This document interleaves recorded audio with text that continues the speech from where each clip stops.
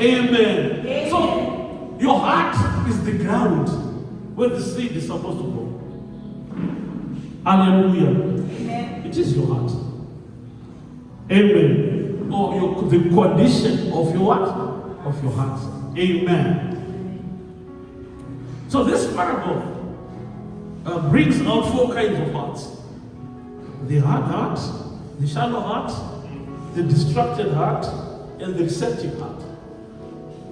Amen. So the hard heart, where the seed is thrown by the wayside, is that heart that does not receive any word of God.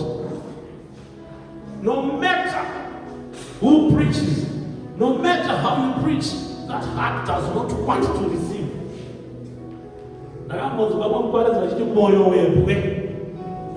Hallelujah.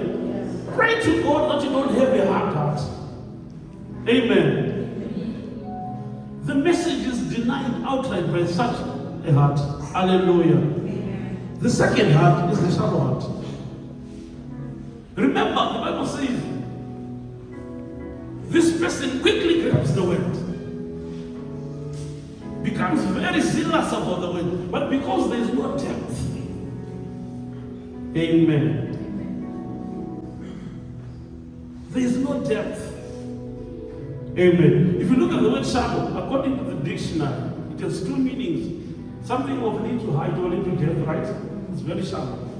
Or something that is not deep in terms of expression. Hallelujah.